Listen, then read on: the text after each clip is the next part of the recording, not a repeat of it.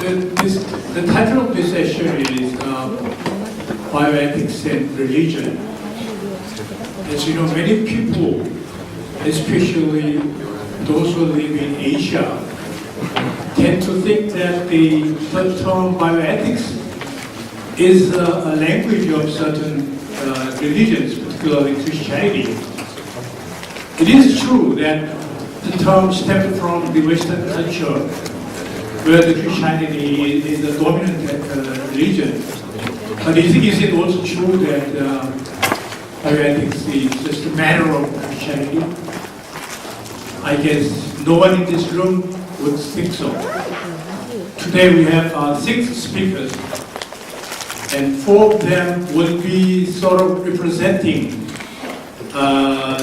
so-called major modern religions, Muslim, Buddhism, and Christianity. And we'll also be hearing about general observation on relationship between bioethics and religion, and one ethics teaching case story from Malaysia. In principle, each speaker can have 20 minutes, but there's no way to speak 20 minutes. To give you 20 minutes in each speaker. So I asked our speakers to finish their talks in 15 minutes so that we could have some time to take questions and comments from the floor afterwards.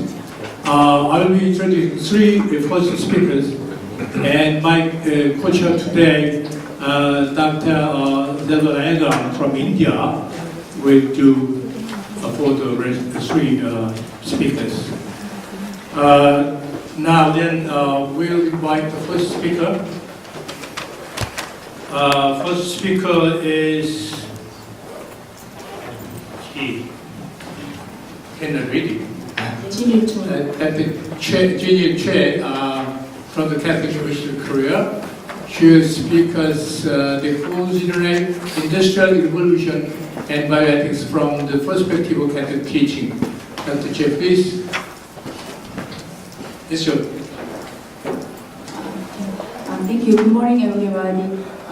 I'm not sure I can finish in 15 minutes, and anyway, I will try. Today, I would like to talk about the first industrial revolution and bioethics from the perspective of Catholic teaching. My presentation consists of an introduction, 9 questions, and a conclusion. On the occasion of the World Economic Forum in January 2016, Pope Francis, in a letter to Klaus Schwab, says, "Please do not forget the poor, because poverty is closely linked to the problem of inequality, distribution, and justice.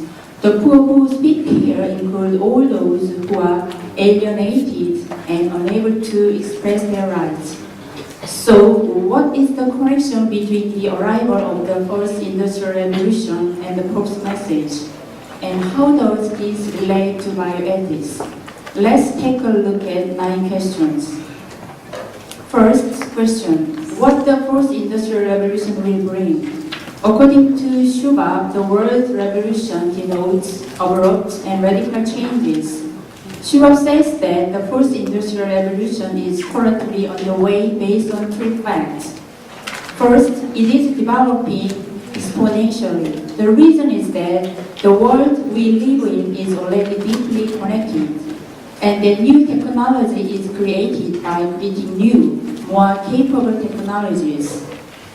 Technology seems to be creating technology. Second, in its extent and depth, it builds on the digital revolution and combines multiple technologies that are leading to unprecedented paradigm shifts in the economy, business, society, and individually. It is not only changing the what and the how of doing things, but also who we are. Third, the first industrial revolution involves the transformation of entire systems across countries, companies, industries, and society as a whole. Technoscience will change everything, as you can see. For example, new products and services increase at virtually no cost the efficiency of our personal lives as customers. Internet, smartphone, and many apps make life simpler and more productive. Second question, how will it impact us? First, inequality as a systemic challenge. Over the past few years, we have experienced a significant decline in the share of labor as a percentage of GDP. As a result, the great beneficiary of the first industrial revolution are the innovators, the investors, and the shareholders, which explains the rising gap in wealth between those who depend on their labor and those who own capital. Second, power asymmetries. In today's information society, asymmetries of information might lead to significant asymmetries of power. Since whoever has the knowledge to operate the technology also has the power to do so. Thus, increasing inequalities might emerge between tech-savvy individuals who understand and control these technologies, and less knowledgeable individuals who are passive users of technology they do not understand. Third, connectivity. Fragmentation and social unrest. The hyper-connected world of rising inequality may lead to increasing fragmentation, segregation, deepening social unrest, and increasing violent extremism. If we do not aim at the poor function of hyperconnectivity, the division will become even more intense. Third question about Klaus Schwab's vision. According to him, the flow of change in the world is destiny that is unable to be rejected or avoided. But it is not clear for me who the subject of this flow is. Schwab suggests a positive vision of the first industrial revolution, but also calls for measures to address concerns. Is this implicitly revealing the problem of the current social structure? If so, do we face what the problem is? In this situation, we will be affected by the awareness of the problem of bioethics and the search for its solution as well.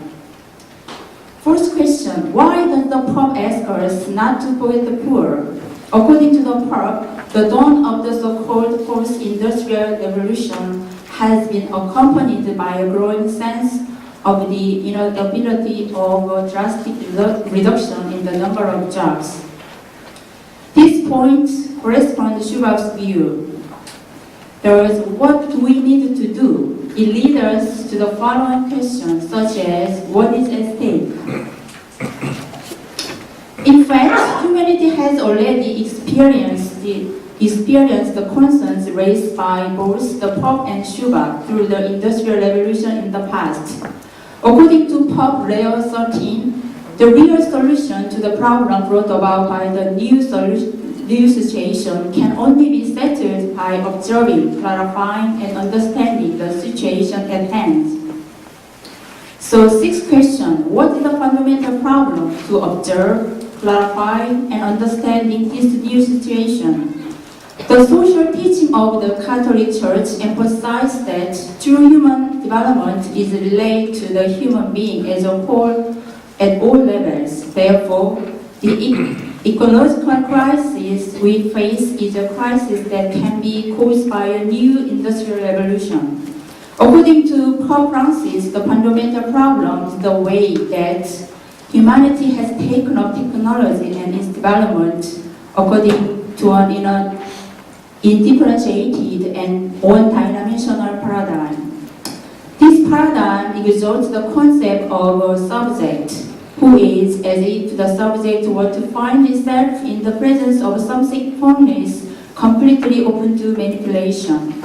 Thus, this has made it easy for the subject to accept the idea of infinite or unlimited growth, which proves so attractive to economists, financiers, and experts in technology. There is also a tendency to set as an epistemological paradigm, which seems shapes the lives of individuals and the workings of society. Technological products are not neutral, for they create framework which ends up conditioning lifestyles and shaping social possibilities along the lines detected by the interests of certain powerful groups.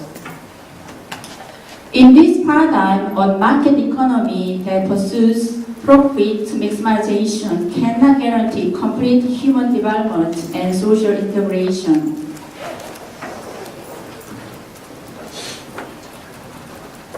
Now we look at the seventh question about what bioethical issues give rise in the fourth industrial revolution.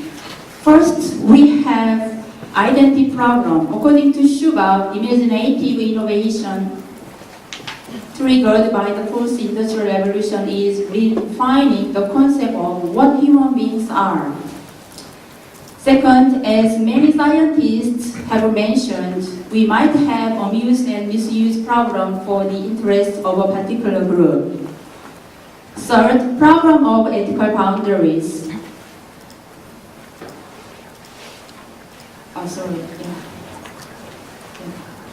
Ethical boundaries.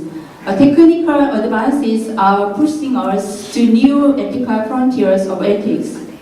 Should we use the staggering advances in biology only to cure disease and repair injury, or should we also make ourselves better human? If we accept the latter, we risk turning parenthood into an extension of the customer society, in which case our children will become commoditized as made-to-order objects of our desire. And what does it mean to be better? At this point, we need to look at the next question, the technical mentality, the globalization of the technocratic paradigm, and bioethics. Three elements which are disconnected with God and revelation form the modern worldview. Nature is considered as an object of reverence complete. Modern man oneself, who is the extraordinary engineer, is the basis of the value of life. Those values become relative. And culture is the concept that oversees all the human activities that take place between nature and the human subject. Within these three elements, modern science was built, as you can see, and technology was grown. Ethical criteria to discern human behaviors have also changed. In the medieval era, ethical judgments of human behavior are based on arbitrary criteria. In the modern era, genius human beings provide values for life. In the contemporary era, it is believed that nature can be manipulated, progress is good, true and false are judged only through empirical science. The last view indicates that the contemporary man has the technological mentality. Technological mentality affects not only the West, but the Eastern countries because of the globalization of economics. However, technological mentality is supported by Western thinking. I think we need to remember these things. Knowledge about man and the construction of his existence expects an answer from technoscience. Man is regarded as a living machine from a functionalist vision. It runs the risk of producing a unilateral conception of existence, of eliminating the decisive question of the ends of existence. In the technological mentality, all the limits of existence as mere obstacles to be overcome. The doable does not only become acceptable, it also becomes incumbent.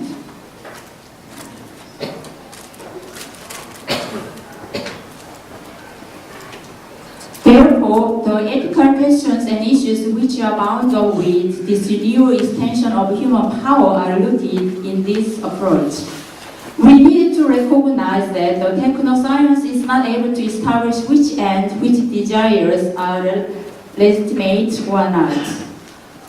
thesis sees that technological mentality forms the technocratic paradigm and is spread over the world. In this technocratic paradigm, there is only one way reading of living reality. It has modified the perception of the environment and nature, also the axiological utilization of the whole of the biological through a purely techno-scientific interpretation has heavy consequences for the very perception of man. One needs only to think about the contemporary discussions about zygotes, embryos, blastocysts, and human fetuses, all of which are scientific terms which consider the fact that these are stages in the growth and development of a child. Now we have the last question, ethical evaluation. First, there are not actions which must not be engaged in because their performance is impossible. Rather, they must not be engaged in because it is wrong to perform them. In this sense, technology is a source of revolution, not only the factual meaning of freedom, but also an appeal to the moral meaning. Second, about the use of human power, we are called upon to establish hierarchy and to rediscover the good that is necessary for us to ensure that our power does not become the source of our existential and vital breakdown. If technology strengthens the power of man and there exalts its freedom, it is incapable of defining the horizon. So what is at stake for us with the advance of the first industrial revolution from the ethical point of view? First, we need to see that the power of technological civilization is bound up with this new form of yearning for the absolute, which constantly leads him to shift the boundaries of his work. Second, we need to discern and reflect on our freedom to make reason into a guide in relation to the truth about us and our existence. Conclusion. Pope Francis tells us that the responsibility and the practice of trying to combine the difficulties and sufferings of others make the human being a more complete human being. Growing a human into a more complete human being cannot be replaced by mechanical civilization. In order to realize the social responsibility of the other person, there are values we should not forget. To realize the values, we need to know the truth about us and our existence. The fact that man is a manager, not a conqueror of nature, is an important measure to know who we are and how to control our power. Everything is interrelated. If personal and society sensitivity towards the acceptance of a new life is lost, then other forms of acceptance that are valuable for society are withered away. I'm done. Thank you. Thank you, Dr. Choi. And I really thank you for taking time. Okay, as I said, we take questions and comments after we hear all 6 presentations. That's the same time. Now, second speaker, I will invite the second speaker. Second speaker is Kwang-Kyo Lee from Incheon National University here in Korea.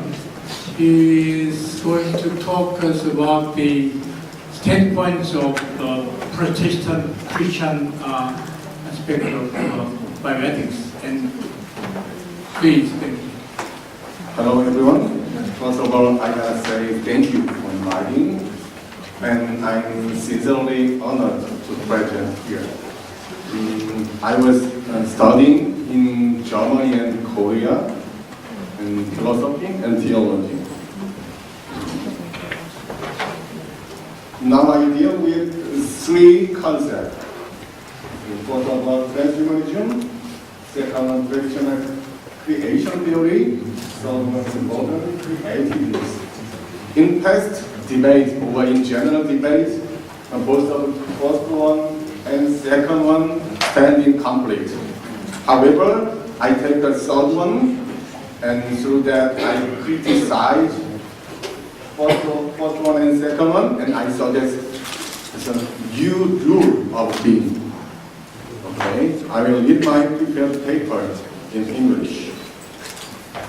So the viewpoint of Protestant Christian theology, I deal with the meaning of transhumanism, which emerged as a new modern trend in our time. One of the core doctrines of Christianity, the creation theory, especially here, stands as the center in our discussion. However, it is focused on the passive form of verb create. My core concept is creativeness. It is Genesis in Bible, chapter 3, 19. For out of it waste thou taken,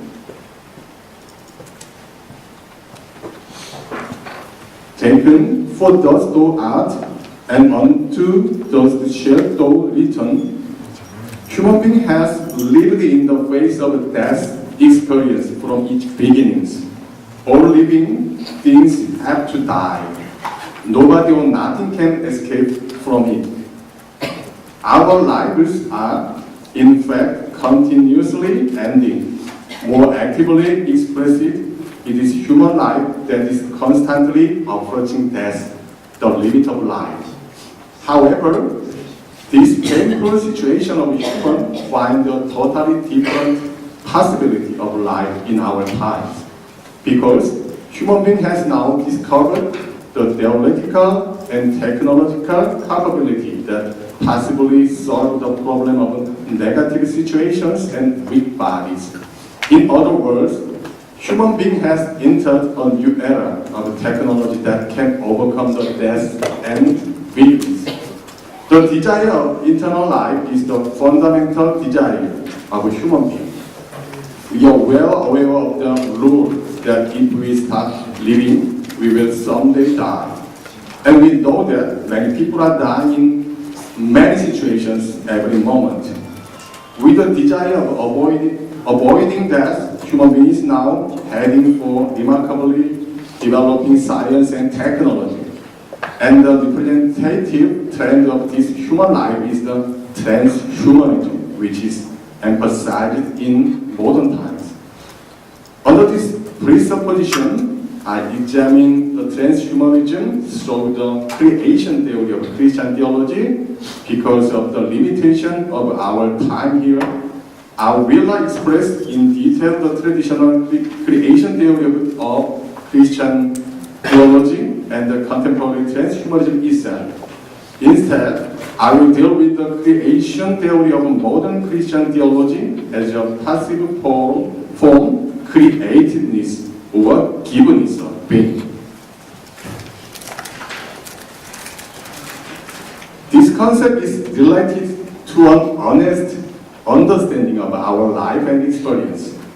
And after that, I will criticize the basic desires of the transhumanism. The conclusion can be summarized as follows. We all are the created being, given being, mutually co-existing through each other's sacrifice.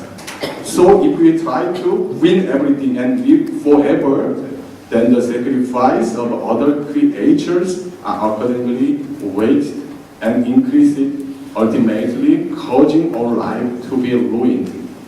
In this sense, transhumanism can never be understood positively in Protestant Christian theology. The study of transhumanism is a relatively recent discussion, and the fact that the word first appeared in 1998 shows this well. Nick Bostrom and David Pierce are regarded as the official originators of transhumanism. Together, they have established the World Transhumanism Association, and they are constantly presenting academic papers on transhumanism, thus sketching a basic ideology. In general, they suggest the list of 3 abilities for human being beyond the human being, that is trans or post-humanism. The extension of human life, eternal life, and physical reinforcing. Through transhumanism, human being has been proclaimed to be the winner of all things in the modern world and to realize eternal life. And we need to evaluate the purpose of this transhumanism in Christian theology. Particularly, the creation theory of Christian theology here is important because the creation theology is one of the core doctrines of Christian theology and it contains the theological basis. Genesis chapter 1, first, in the beginning God created the heaven and the earth. The concept of creation by God or gods has been accepted in many theistic religions, including Christianity. It is an understanding of creation that the absolute God or gods existed before the world and that the world has been or is being created and made by the God or gods. Christianity also accepts the understanding of this creation theory positively. And the first scripture is Genesis, and the object of Christian faith is God as the creator. However, this creation story of Christianity was faced with great criticism. The modern time is the era of the metaphysics and the era of subject destruction. When experiencing our times, we must focus on an entirely different part of the creation theory. We can call it as the createdness or givenness of being. From contemporary theology, we are not talking about the creator itself and the action of creation. Honestly said, we cannot find the creator and his action in our experience. Human being cannot experience God originally because he or she is finite, thus not having existed from the point of creation.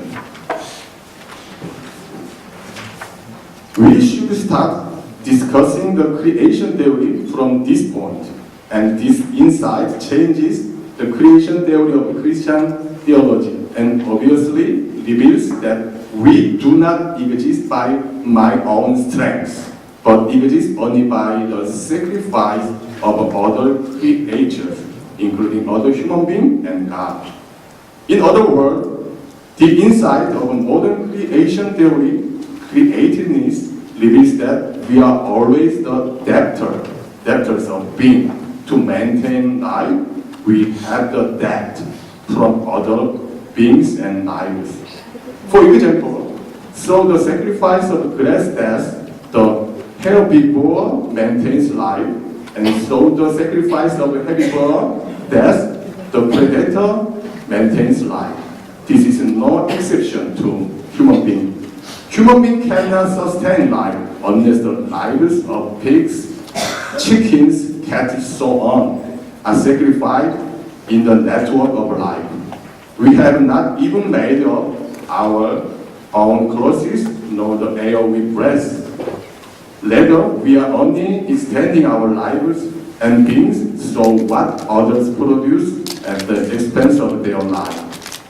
The story of the createdness as modern creation theory means this.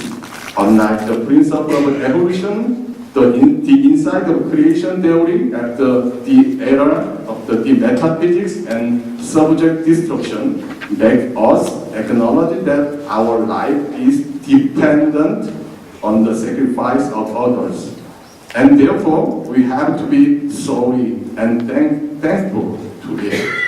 And here comes a totally different attitude of life. It is the insight that at the right time, even one's own self is willing to be given and sacrificed.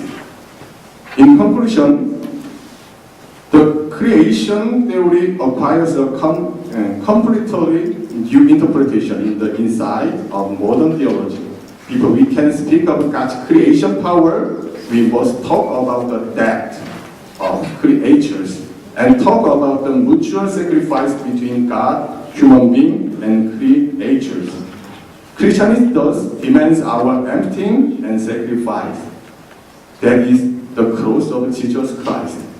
And this demand is part of the existence that we can never be avoided in our life in that world. However, the issues of transhumanism have negative implications and the problems that cannot be compromised with Christian theology. That is why you can say, the more we try to lie, the more the others die. Therefore, transhumanism does not follow the rule of being. We can present the following specific reasons for this. Firstly, the transhumanism, for example, eternal life, leads to ecocentrism, therefore to selfishness, which Christianity regards as original sin. Secondly, the use of the technology for the transhumanism would be limited to the upper classes of modern society, therefore resulting in socio-economic inequalities and discrimination. Thirdly, such a societal conflict can be settled only through oppression and exploitation. And lastly, the transhumanism and effort for that might not be as wonderful as we have expected, because we have to abandon our life of today, in which we find and feel the harmonious coexistence of life and death. Thank you. Thank you, Dr. Lee. It was very interesting, particularly the notion of transhumanism.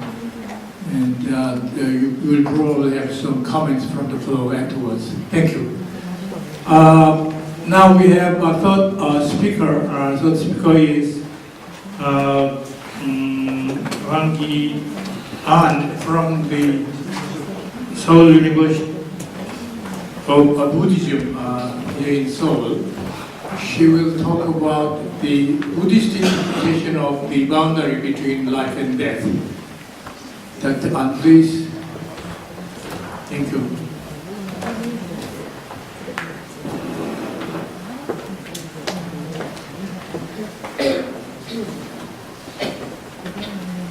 Good morning, everyone. My name is Hwang-Ki An. I'm teaching Buddhism-related modern issues at the University of Seoul University of Buddhism. I'm glad to meet you here. My topic is Buddhist interpretation of the boundary between life and death, mainly focused on human life and desires. The table of contents follows an introduction, life as seen from the perspective of Buddhism. Next is the mechanization of human beings and Buddhist view on the boundary between life and death. Finally, conclusion is the message of Buddhism.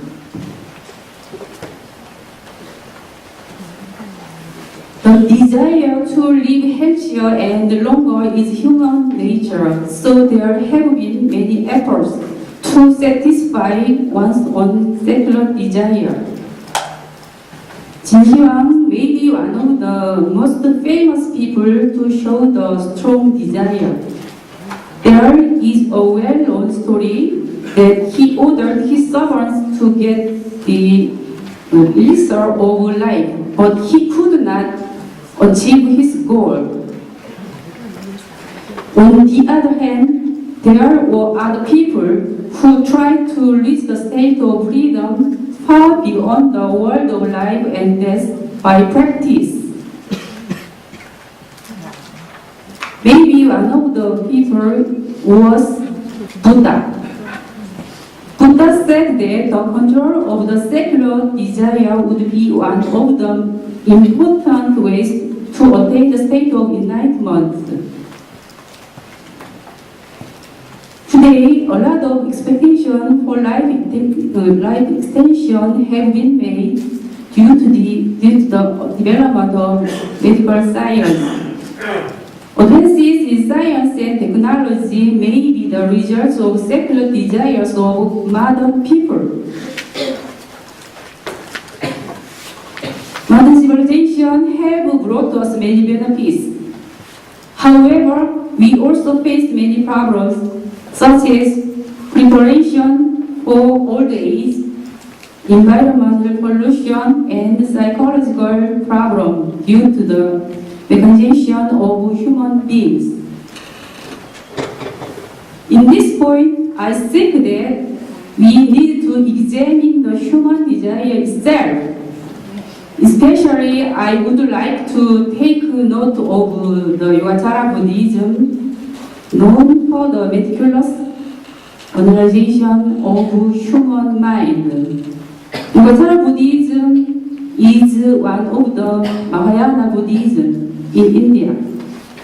It was formed by monks who observed their mind.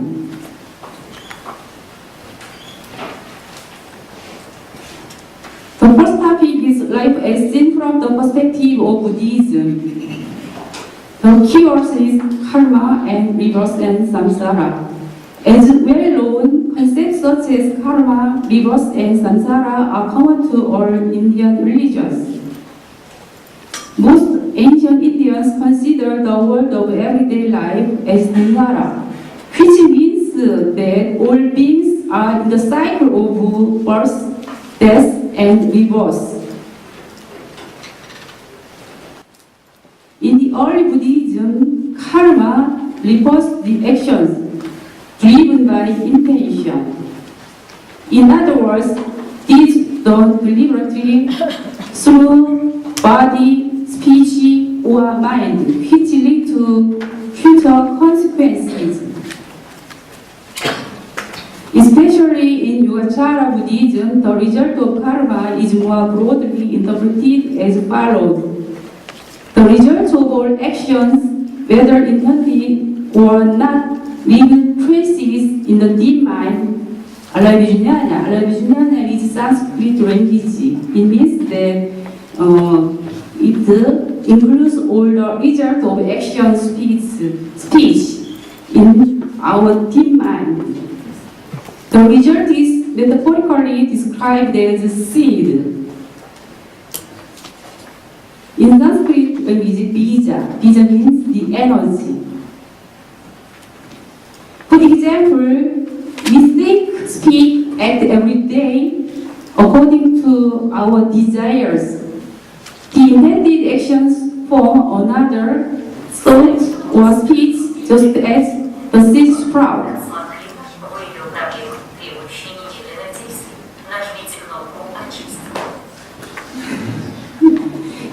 As you see from the picture, the seed sprouts, leaves comes from the seed. The seed is metaphor, bija. In Buddhism, life and death are on a continuous line. When the ordinary person dies, consciousness stage for 49 hours, and the intermediate stage between death and rebirth. After death, consciousness is reborn according to one's karma. The analysis on the birth of life appears from the early Buddhist scripture, Agamastra. In the text, we can find three elements are required for life to be born: father, mother, and consciousness. Yogacara text also shows the process of fertilization in detail. Yogacara Bhumijastra. In the text, we can read that the union of sperm and egg is expressed as that of two drops of life or blood. What is unique is that Alavijnana is combined with them. As you see from that, Alavijnana from the intermediate stage between death and rebirth. As soon as Alavijnana is combined with the fusion of two drops of life blood, the intermediate stage comes to be extinguished. The concept of consciousness in the early sutra was replaced by that of Vijnana in Yogacara Buddhist text. The third topic is the mechanization of human beings. Contemporary people live in the mechanical civilization. They communicate with people by smartphone. Some persons live with an artificial heart owing to the development of science. These are the results of the desire to live longer, healthier life. There are papers to show that the glass, smartphone, and artificial heart are the part of one's body, and the virtual space is the extension of the user's body. I have also argued that the virtual space is the expanded space of human mind in Yogacara Buddhism. Then how can the mechanization of human beings be explained in terms of Yogacara Buddhism? Everything comes from the change of mind. It is Vijnana in Yogacara Buddhism. All the phenomena surrounding human beings are not independent of their mind. The people's common desires are stored in the form of common seeds in each mind, Vijnana. From this aspect, we can interpret that contemporary civilization comes from the common seeds. In this presentation, I would like to take notice that the mechanical civilization was made by common desires. People's common desires have developed the science.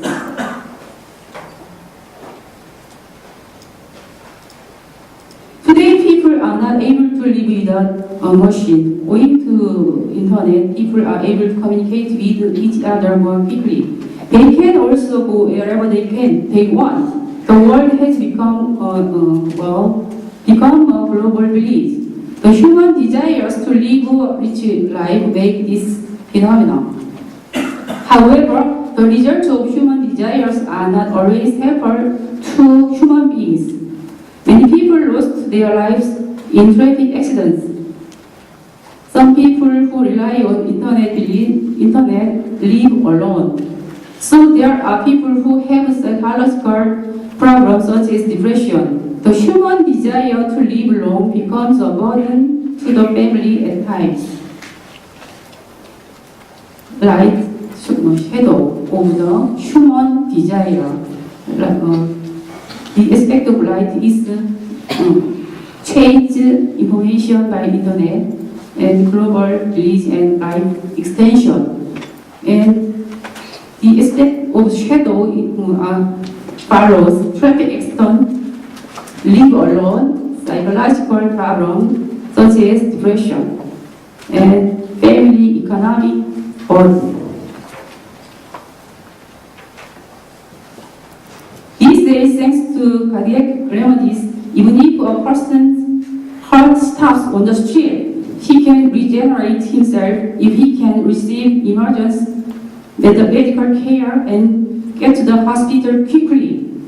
What's even more amazing is that organ transplants can prolong our life. But we need to think about another aspect, the selfish desire. There are people who try to seek profit through life extension technology. Then how to overcome the problem? The ordinary people try to listen to and read only what they prefer, so they can see the situation rightly. As a result of that, sometimes misunderstandings and conflicts arise. In Buddhism, it is very important to see the reality rightly.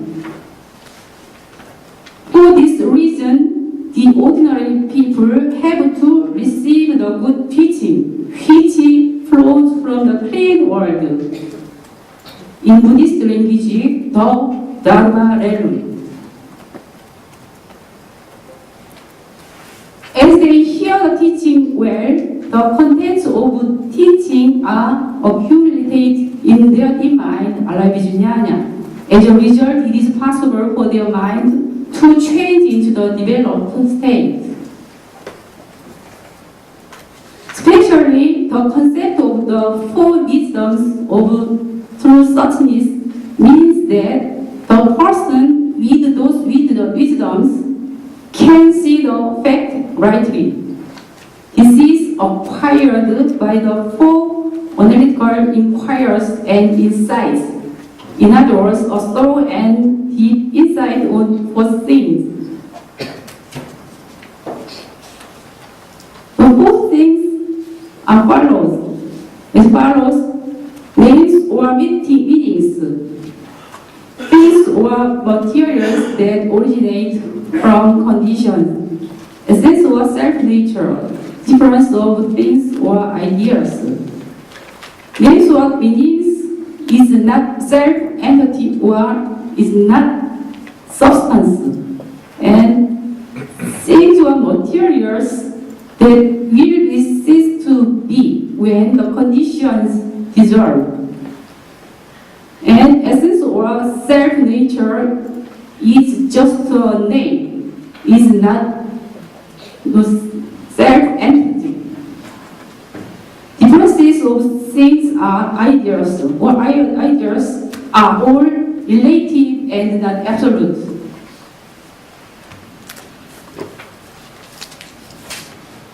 At last, we arrive at the conclusion.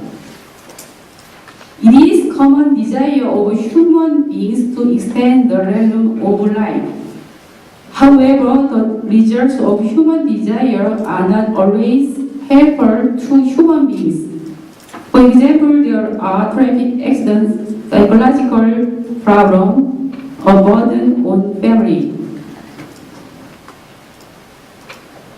The message of Buddhism is as follows. Modern civilization is the product of secular desire. There are lots of conflicts due to the selfish desire. So it is necessary to see correctly what is happening in modern civilization by controlling the secular desire. Thank you very much for listening to my presentation. It is very interesting and even very informative about the Buddhist interpretation of life and death. Thank you very much. Okay, now I'm going to turn my microphone to my co-chair, Dr. Segunaiga. Thank you. The next speaker, Latifah Amin, University of Bahasa, Malaysia. The title of the paper is Assalamualaikum. Peace be everybody. So the title of my talk today is the role of religion in the education making. I think they heard so much today, but some of the views of the Christian and the Buddhist and the about the Islam. But I'm talking more about the public perception. How do you perceive when they make their decision, especially on the level of technology? What are the factors? What are the criteria that we use in reality? Okay, I think we have been hearing for the last few days about the latest emerging technology, and we have heard also about modern biotechnology, about gene editing. I think we heard about the stem cell cloning, the genetically modified foods. All of these are the products of modern biotechnology. I think whether we like it or not, it's there. It's there. We have to face it. It's already on our table. Perhaps last night we have been eating the GM food. We might not realize it. So it's there. So what's the problem then? Yeah? So the scientists have developed it, of course, for the good of mankind, probably the cloning has, in order to increase the quality of the food, and also possibly the stem cell, the gene editing also has possible and many advantages to treat the various diseases and such, etc. So what's the problem then? Yeah? So because it's new, it's latent, and the public does not understand about this imaging technology. But at least the scientists understand, but the public does not know. So because of that, they have a fear about this technology. So we can't blame them actually, yeah? Because they are people, they are human. Human, we have our own feeling. Yeah? You can't say you fear, I mean you are foolish. We can say because we are human, right? So actually, in our country, Malaysia also is biotechnology is being is a priority in order. It's the same thing for the purpose of wealth creation for the next generation. It has been given a lot of grants by the government, and also have a few facilities that has been set up by the government, such as the research institute and so on. So I can mention about the problems there.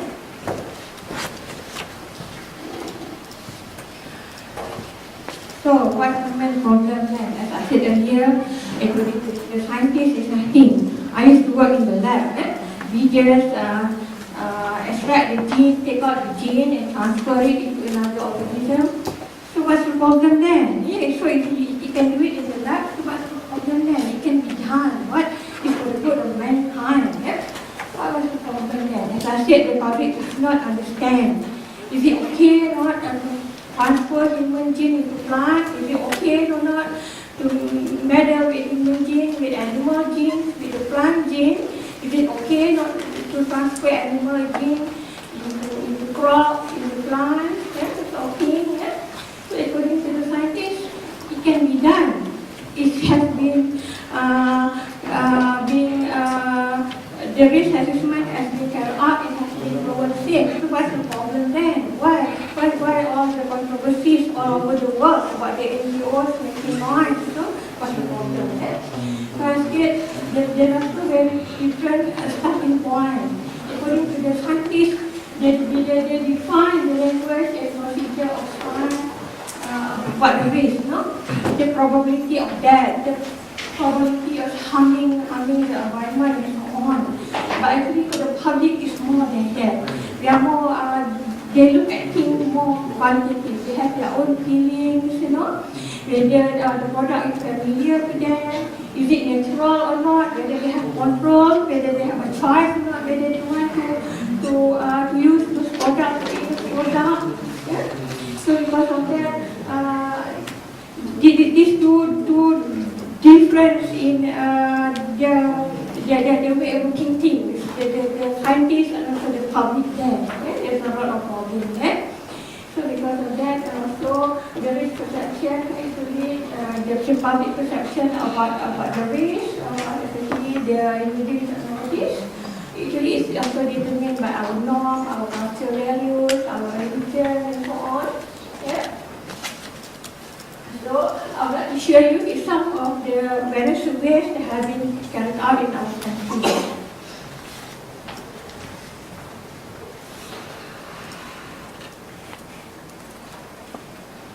Actually, I carried out quite a number of surveys towards the public perception on GM food, on medical biotechnologies, on biofuel, on the latest techniques of genetic testing. So I would like to share some of the results, but I'm not going to be very detailed. Yeah?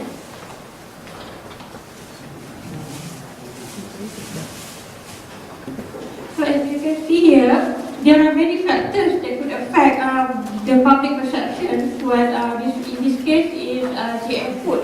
I asked them about their opinion about genetically modified soybean because it's already on our table, even though we don't need to grow it, but we are importing it in our country.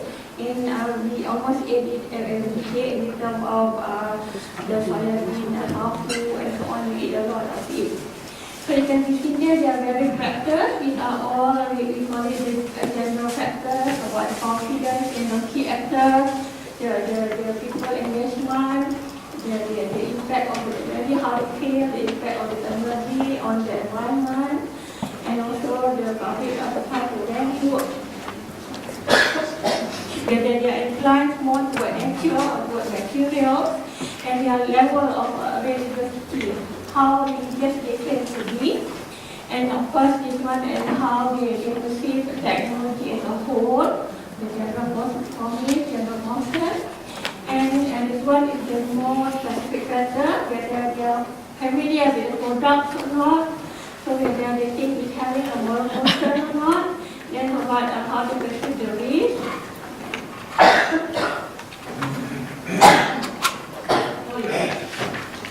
And then also how they perceive about the benefits and also the risk reduction.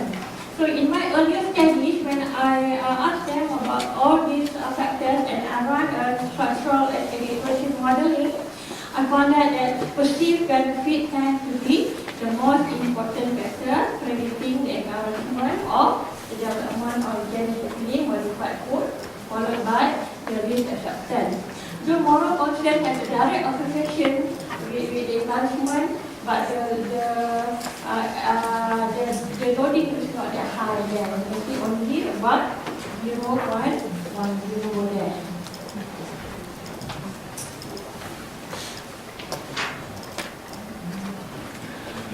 Okay, so this one is my letter survey.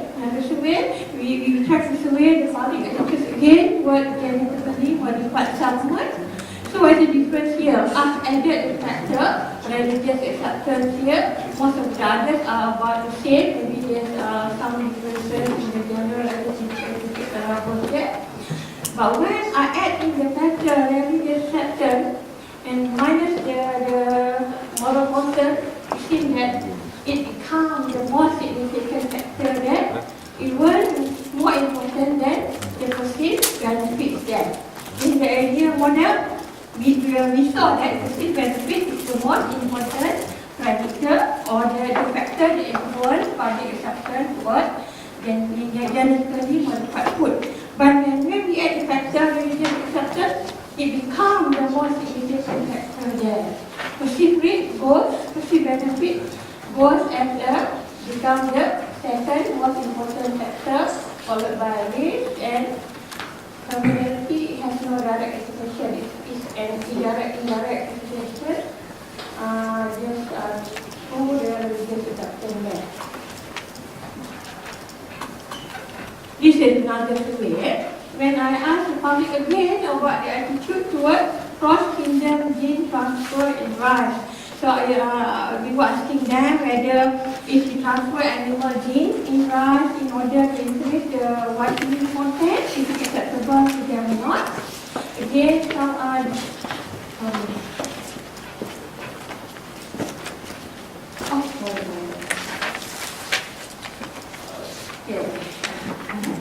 Again, you can see that most of these real factors about the shape. But again here, I want to talk about the religious acceptance. Again, this one is for another application, another product. This one it was the salmon. This one is include genetically modified first reaction. Okay. This one is again involved cross-kingdom gene transfer in rice. Cross-kingdom means the transfer of animal genes into plant. That means cross the kingdom. Cross-species could just be between one plant to another, but cross-kingdom between two different kingdoms. Again, you can see there the role of religious acceptance. It again emerged as the most important predictor for the public attitude of encouragement toward these genetically modified ones. I'm not saying that the other factors like perceived benefit, perceived risk are important, but in a country where religion play a very significant role in Asian countries like Indonesia, probably Indonesia, and also those who practice Christianity and also Buddhism, it has to be considered. I think our colleagues also have mentioned about the role the various views of the religion just now. So hopefully when everybody dealing with all the letters technology, so please don't forget because these are very, very important factor. In fact, I have other studies with my colleagues on the faculty of religious studies. I carried out several studies of the religious views on genetically modified food. Probably, actually, I've shared it in most of these articles we published. If you are interested, you can have a look. So, if anyone is interested, I can always email you. Yeah. So, with that, I would like to come to my conclusion. So, the acceptance of modern vitamin soda, especially genetically modified food, actually is determined by the balancing of the various factors. We know that perceived benefit is very important. What I mean by perceived benefit refers to benefit to consumers. That's very important. And of course, the risk aspect of it is taken care by the risk assessment. It is proven as safe. Normally, we are assured, but the religious aspect, we have to refer to the religious aspect. I'm sorry, I'm not a religious aspect. I'm a scientist, so I cannot talk too much on the religious aspect. So, just another one, I will say it. So, it's very important to consider this, especially if we want the new technology to be accepted in the country where religion plays an important role in everyday religion. So, with that, I would like to end my presentation. So, these are my limited papers, or mostly I am available online. So, please feel free to have a look. And if you can't access it, feel free to contact me. Okay, thank you very much. Thank you, Rebecca. So the next speaker, Surana Gupta, University of Muslim Indonesia, Indonesia.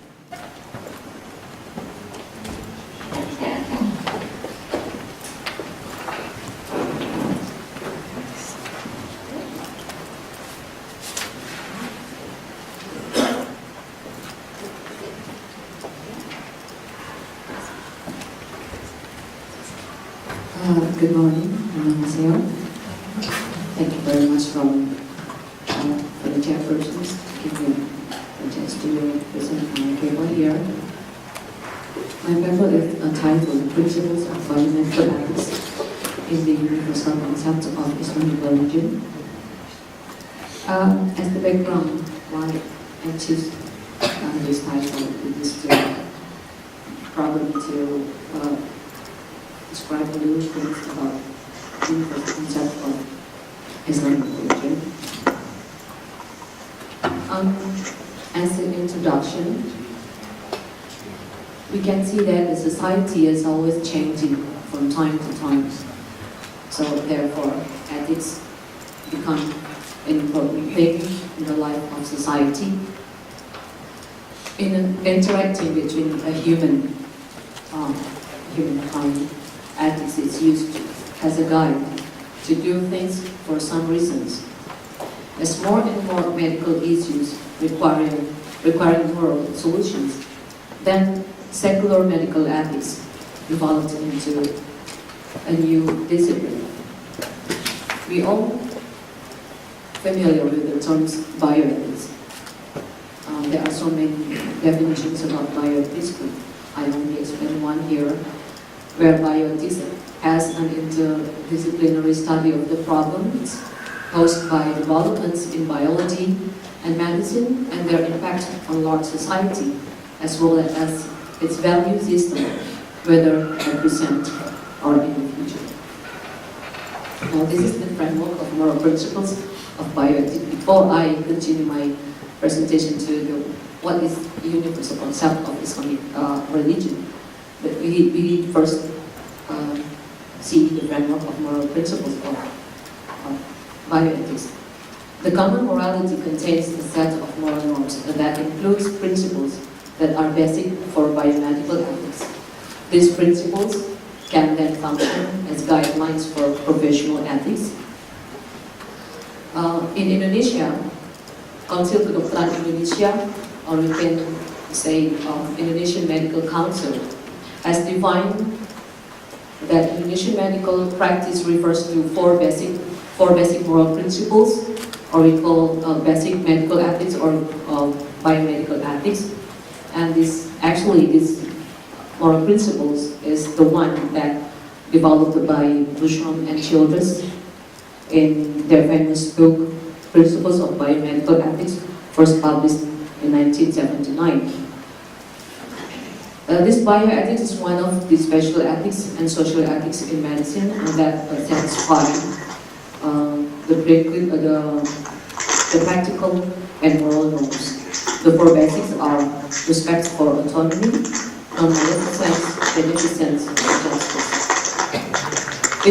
If there are medical cases, and we can see through the four principles of medical ethics, it is for beneficence, non-maleficence, autonomy, and justice. These principles become a method for moral justifications or logical deductive, so that we can have an ethical decision which is fused with the law as an expression and practical manifestation of morality in the context of patient.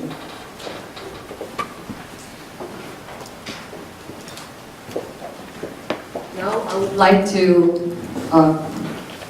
describe a little bit about about the principle of biomedical ethics. I believe that many of you familiar with this, but let me explain again. Respect for autonomy, a norm of respecting the decision-making capacities of autonomous person. Examples include the following: tell the truth, respect the privacy of others, protect confidential information, obtain consent for interventions with patients, and when asked, help others make important decisions. Non-maleficence, a norm of avoiding the causation of harm.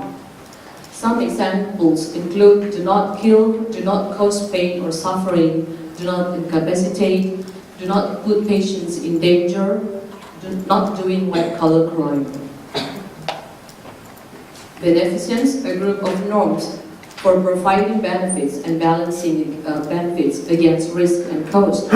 Examples of these rules of beneficence in their most general forms are protect and defend the rights to others, prevent harm from occurring to others, remove conditions that will cause harm to others, help persons with disabilities, rescue persons in dangers.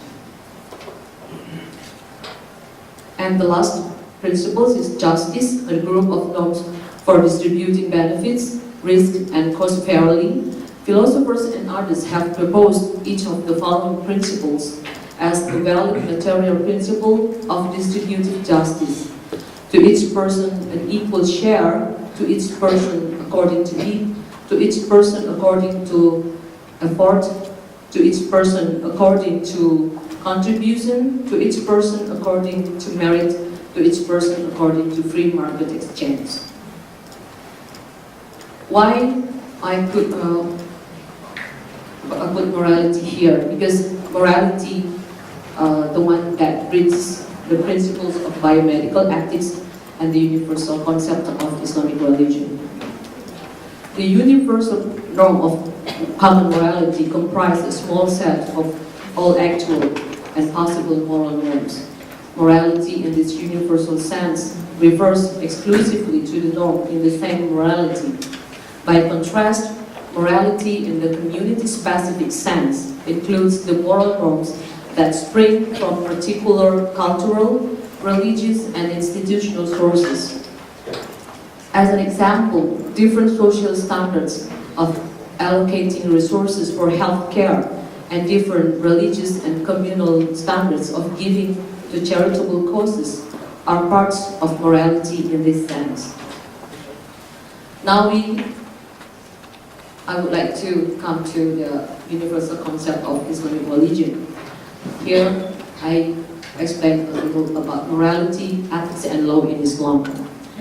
In Islam, morality and ethics are absolute and are derived from God. Human consensus that does not come from the divine decisions cannot be a source of ethical guidance. All that humans do is apply moral and legal teachings into real-life situations. Morality or ethics are embedded within the law we call Sharia. What is moral is legal, and what is immoral is illegal.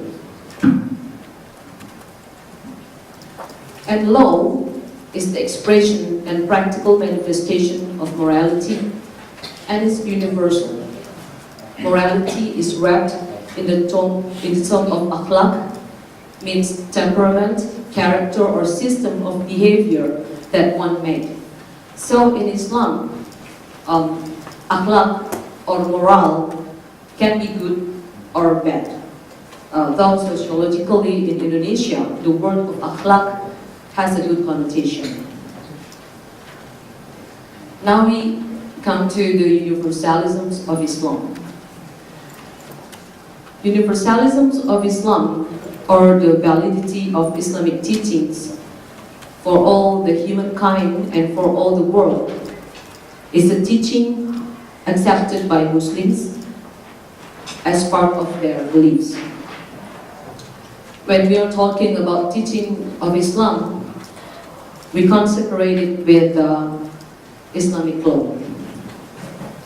So in general, the main source of Islamic law is the Quran, the holy book of Muslim, where Quran is the source of Islamic teachings, occupying a central position not only in the Islamic sciences, but also as an inspiratory, guiding and integrating Muslim movements throughout the century. Therefore, for Islamic believers, medical ethics just as the same as ethics on other aspects of life. And if we open the Quran, there are so many verses in the Quran that are describing the concept of biomedical ethics in line with these principles. So therefore, moral foundation in maintaining professional behavior, especially for Muslim doctors, to make the doctors remain a noble profession in the future. And here are some examples of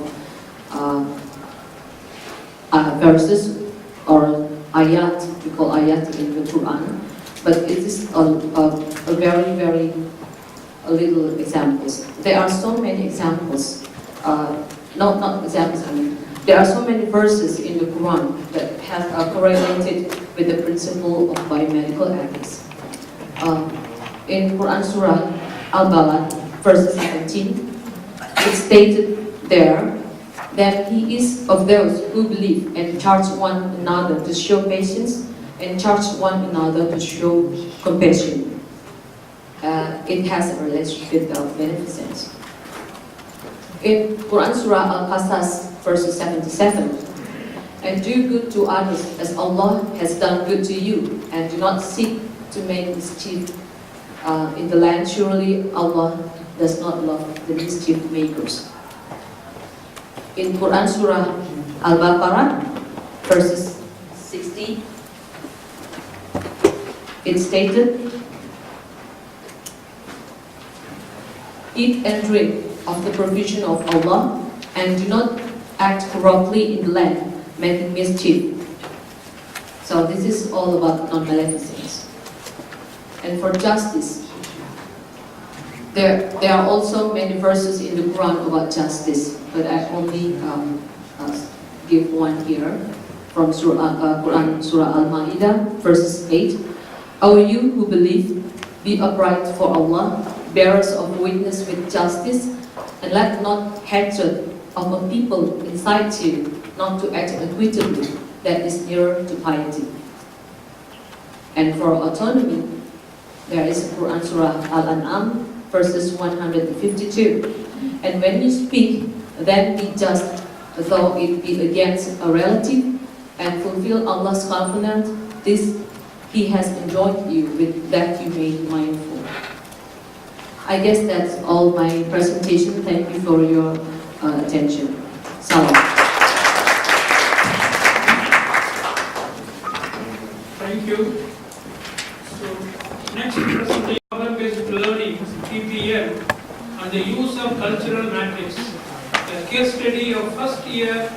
undergraduate in University of Malaya, Malaysia.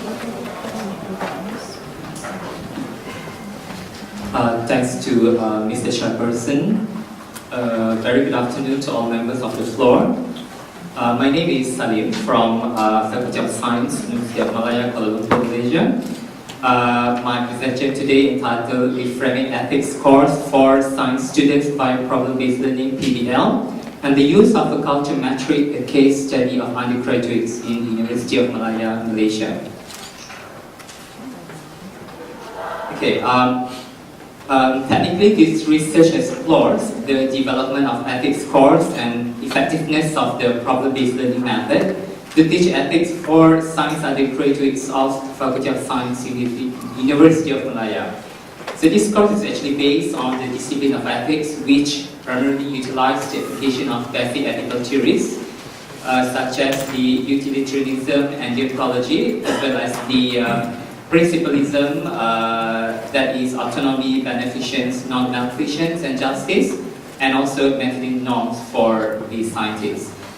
Various issues, such as analytical research and publication, laboratory safety and risk, as well as animal and environmental ethics, were given to students as case studies. I'll show you later some examples of the case studies.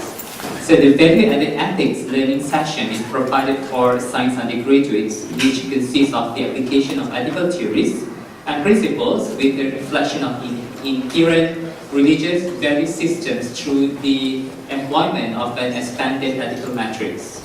And later, the decision will be assessed through harm test, faith test, professional test, and also publicity test, and be presented in the form of poster presentation. Method. So this study was carried out throughout 3 semesters, beginning 2015 to the end of 2016, and the data was retrieved from the students' online survey called Course and Teaching Evaluation. Okay, before we talk about or discuss how to teach ethics to science students, we need to think of 2 important questions. Why we should teach ethics to science students, and next, what do we hope to achieve from ethics course? Okay, according to literature reviews, the talented students with high ideals might be lost if ethics education be ignored. Because ethical issues constantly arise in science, and scientists must learn how to deal with them in real-life practice. According to other authors, have noted that the more influential science becomes, the more ethical issues become associated with scientific practice directly, and scientists are increasingly required to participate in the value questions born from new knowledge and new technologies. And many undergraduate students experience particularly difficulties when they undertake study philosophical courses, even when these courses cater to their presumed interest in science. For instance, classes on science and ethics, as well as philosophy of science. And according to Johnson, 3 specific issues have been identified when teaching ethics to science students. Number 1, lack of the necessary skills writing, reading, and so on in order to do well in philosophy subjects generally, okay, especially including ethics. In their not knowing, understanding, or being contented with culture and expectation of philosophy, and finally having the antagonistic orientations toward a discipline which they may recognize as either challenging or inferior to their chosen career path in science. So therefore, if ethics want to be introduced to science students, it must be redesigned to facilitate this learning. Right? So in this aspect, this research explores the role of the problem-based learning method as a tool to teach ethics to science students. Okay? So this diagram shows the basic components in PBL, where actually we give students a problem or case study, and the student will act as a problem solver, and this will be coaching by lecturers. According to Dutch et al. 201, PBL can assist students to think critically and be able to analyze and solve complex real-world problems. And they can work in team and small group, as well as demonstrate versatile and effective communication skill, both verbal and written. Okay, so The case study here is actually about the course in University Malaya, the so-called ethics safety. This is the compulsory course, and we have more than 200 students per semester. So it begins with the lecture on the philosophy of research ethics, okay, which constitutes the integrated focus on the scientific community, and also the discussion then developed into the responsibility of the scientists to the public. Okay, so this is the learning phases. So we start with the number one is the enculturation phase, where we introduce the ethical theories and also principles to students. And we have the second phase, so-called the conceptual phase, where we put ethics in context. Here is actually, we bring the religious perspective in the ethical reasoning. And the final stage is the integrative phase, where we give case study to students for them to resolve. Okay? And this is the ethical matrix as a tool for ethical analysis. Okay? So we need to consider the principles of beneficence, rights to autonomy and also justice, okay, while we evaluating the ethical issues. And we expand the ethical matrix with the inclusion of the diverse community concerned in Malaysia. So for example, we have the Muslim community, we have the Buddhist community, Hindu community, and also the Christian community in Malaysia. Okay? Alright. So, this is actually some sample of ethical dilemma that we give to students. It is a very basic yet critical problem. Like for example, the graduate student has been working in the lab for a year. What she hopes will be her PhD dissertation research. She has been troubled for the last several months by the possibility that her advisor may be manipulating data used in his publication. This past week, his publication. This past week, he has just discovered what she believed to be incontrovertible evidence that some of his published data, in fact, been fabricated. So it is actually dealing with the data manipulation as well as the relationship between student and supervisor, and also the issues of transparency. Okay, this is another we call that case study. Right? So execution of higher learning has built a new multi-story building to be used as a chemical laboratory for teaching and research purpose. However, the building not well designed and need to be rectified. And on the other hand, the institute also plans to purchase a piece of instrument considered to be very useful for both teaching and research. So now we have to conflict between two choices. Okay, now, so we introduce actually steps to ethical decision making to students. Number one, they need to identify and state the problem. Okay, alright. Step number two, they need to identify the relevant factors and also actors. Alright, in the problem. Then they need to generate potential courses of action. They need to brainstorm and group as many possible courses of action as possible.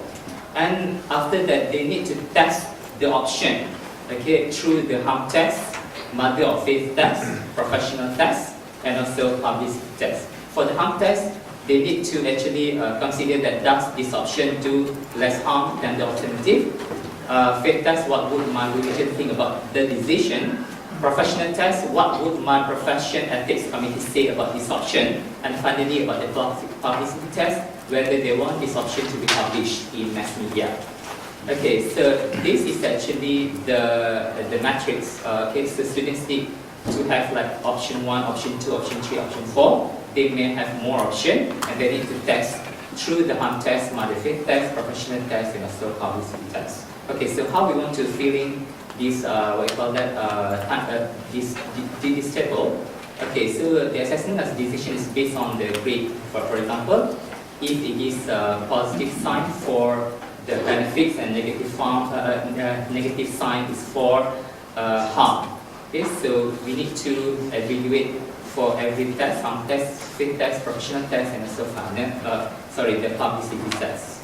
Okay, alright. So findings. What did students think of the course and PDL? So we asked students about the several questions, such as whether the learning experience in this course helped students to improve their soft skill, whether the course content is relevant and can be applied for current and future use, whether the course can stimulate the intellect, and whether the content is well organized, and also whether the content meets the learning outcomes specified, and finally whether the course content is interesting. So this is actually the result for the 3 semesters, semester 1, 2, and 3. Okay, so this is the scores of students for 3 semesters. All right, so in summary, the percentage of students scoring above 75 marks show a marked increase. Okay, and in the most recent semester compared to the first semester, it was introduced. No students scored below 60 marks for the 2 recent semesters, and also the missed scores for the 3 semesters were increasing respectively. Alright, so this result look promising and show that students have a good understanding and able to produce good quality outcomes. Okay, so here actually the written comments from students through students who enjoyed the course for the 3 semesters. Okay, so here is actually the most interesting is that the course is new to me as it teaches me science, ethics, and laboratory safety when conducting experiment. Okay, so this is other comments from students. Okay, all right. So as a conclusion, this course aims to instill ethics awareness and responsibility in addition to the essence of good science. So this research shows that bioethics may be engaged and appreciated by people across the globe for a sure reason that there is a large and structured moral reasoning exercise which affords intense critical thinking experience to make students better and articulate thinkers. So it is also makes students learn some social cultural aspects and history of the Western value system of which bioethics principles are based. With that, thank you very much. Now all these 6 papers are open for discussion. Kindly identify yourself.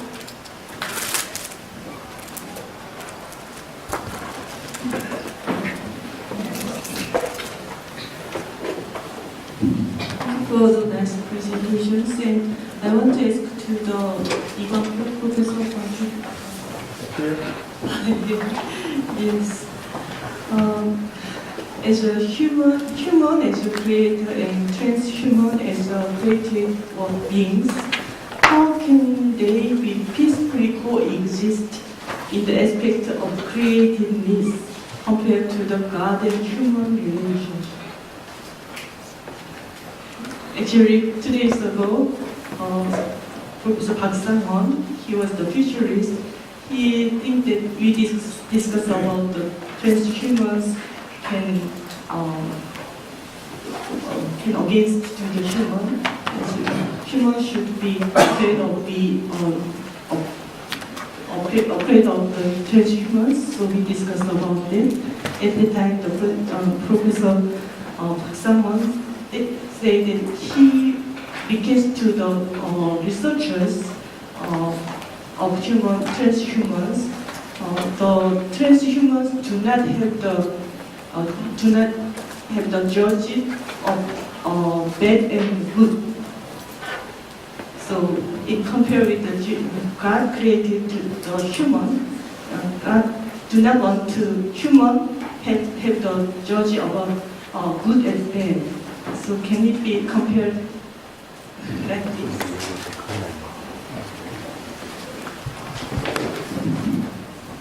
Thank you for a good question.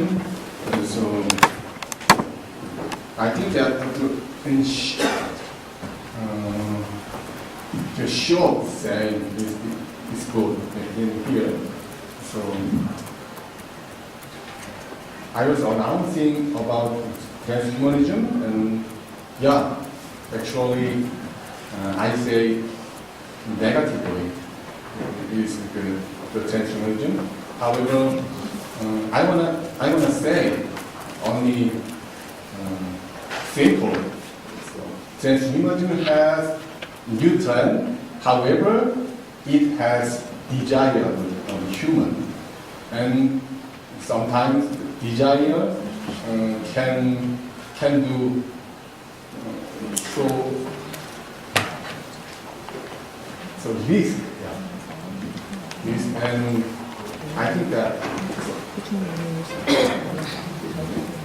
We cannot pretend transhumanism can. However, we gotta think about that more and more in future. That's my answer. Next. Yeah. Yeah, go sir. Yeah.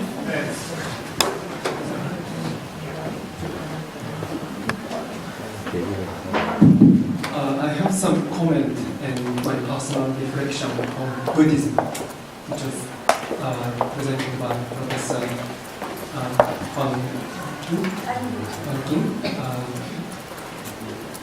Thank you for your inspiring talk, which was very insightful. And my name is Seyoshi Satoya. I come from Japan. I'm a researcher of bioethics and doctoral candidate. And as you mentioned, the Yogacara Buddhism is one of the main traditions in Mahayana Buddhism. And Yogacara Buddhism also was very influential in our history at some point. And I think it's basically, as I understand, the Yogacara Buddhism said, our mind is real, but the object just image or state of our consciousness. That's how I understand about the Yogacara Buddhism. But what I think is important in Buddhism in general is that our suffering comes from the huge gap between the reality how things are and our human approach to that reality or what we want. So, for example, there's one of the teachings that we have in Buddhism is the ungraspability of things. Things are not seeable in a way that we see them, or things are not graspable in a way that we grasp them. So there's a huge, which I think is fundamental, the gap between this reality and our approach, how we see them, how we see life and this. So I think one way to get out of suffering, according to the teaching of Buddhism, is not to change this reality, but try to change our attitude towards this reality. So this is just my reflection and comment. But if you have any more things to add, I appreciate it. Thank you very much. Thank you very much for your comment. You said that Yogacara Buddhism is mind only. As you know about Yogacara Buddhism says that all phenomena comes from the mind only. Yes. So you said that the reality and between the reality and the mind there is a gap. Yeah, yes, of course. So in Yogacara Buddhism there is it is said that all of the phenomena is comes from the mind. So outside of our mind is removed only. Yes. So suffering is also a result of mind. So it is resolved as a seed in the mind. So all suffering comes from the mind. So it is overcome by control of the desire. And it is said in Yogacara Buddhism. Thank you. Next question. Shall we go?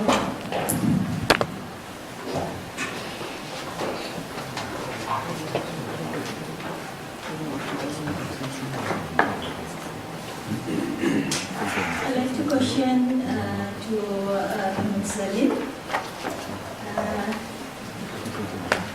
Actually, you have done very good work, and it's a really innovative research work you have done. The ethics course for the science student through the problem-based learning. And in this research, you have shown that there are the case-based case study you have shown to students, and your research results on the basis of the case studies. And I'd like to ask you, is there any limitation in your study? Because it is the lesson or the case you have shown, only you got the result from that cases. Do you feel any limitation in your work?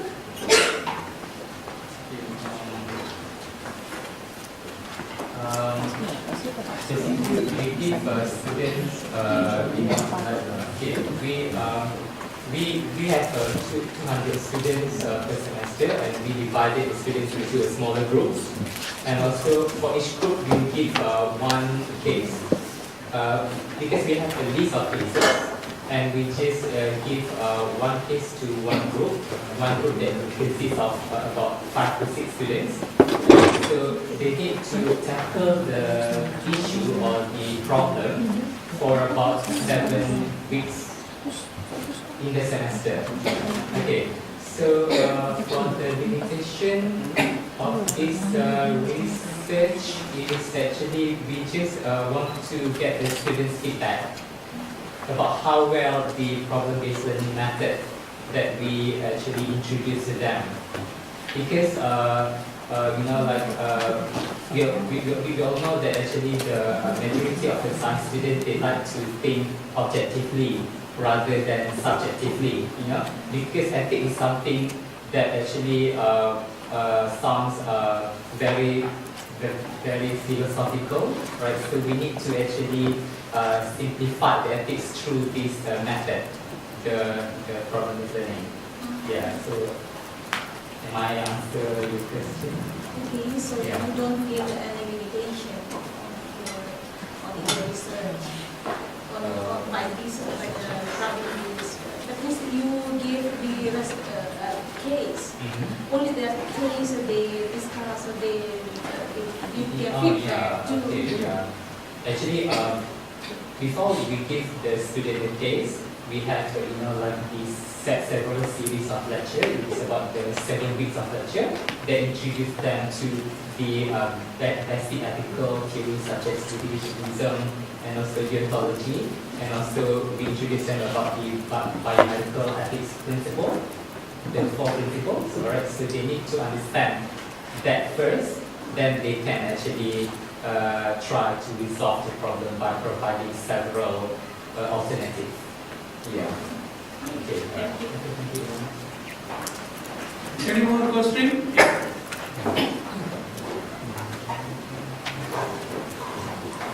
Thank you for all the speakers, because this is very great. It's a big issue for me, because I can see you have the different religions together. But I know that maybe most of the people understand, have a common understanding that men may not have religions, but everyone should have spirituality. So I think there should be some common understanding of how we deal with our spirit, rather than just only based on the religions. So I hope that maybe we can find some common understanding or common ground that we can develop some ethical issues related to spirituality. Yeah, so this is what I'm echo on the topic. Thank you.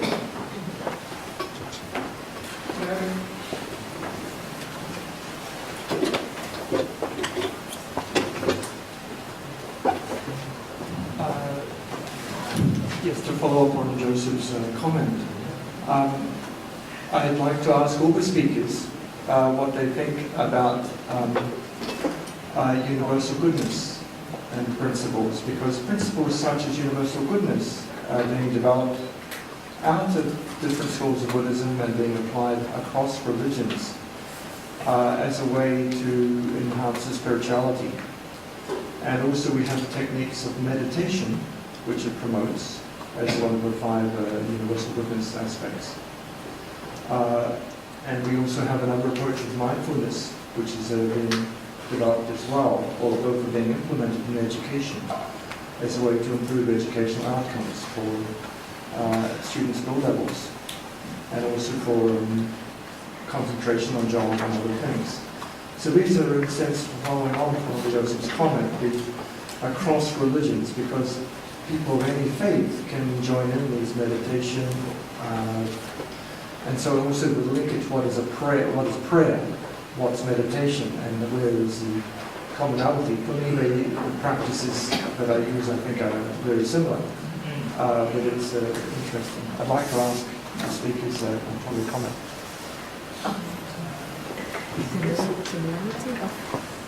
How do you think about universal goodness or meditation or prayer? Are they common across religions? Thank you very much for today.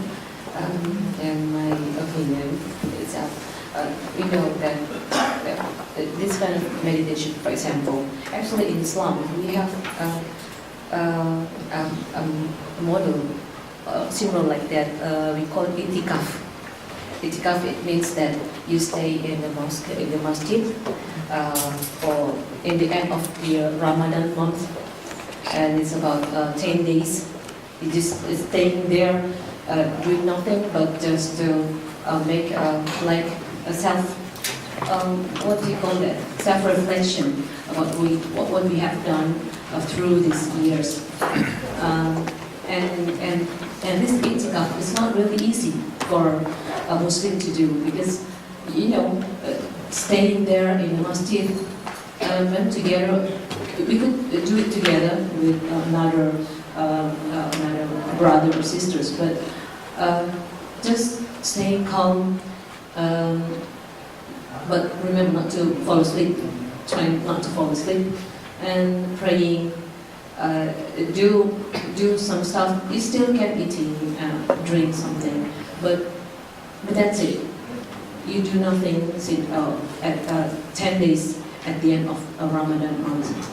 And I guess that is very similar to the meditation. And it depends on our belief, I guess. All of us has our own belief. Probably for you who just want to grab any religion, it's all up to you, because in the end of our life, it's our responsibilities. We ourselves were responsible for our life. I guess that's all my opinion. Thank you very much. Thank you. I'd like to ask the other speakers, please. Yeah, because in fact Buddhism and meditation are closely associated. Yeah? What's your point in Buddhism? So, for example, Buddhist meditation practices, can they be shared by other people of other religious faiths? Yeah. And what's your opinion? Religious faith? Other religious belief systems? Belief systems. And in fact, in the 2 schools of Buddhism, one we focus on ourselves and one we focus on others. So, yeah. Especially in Buddhism, in practice, the monks concentrate only on the mind. So, in the mind there are many pleasure or sufferings. So, suffering, if he wanted to remove the suffering, he must practice his mind.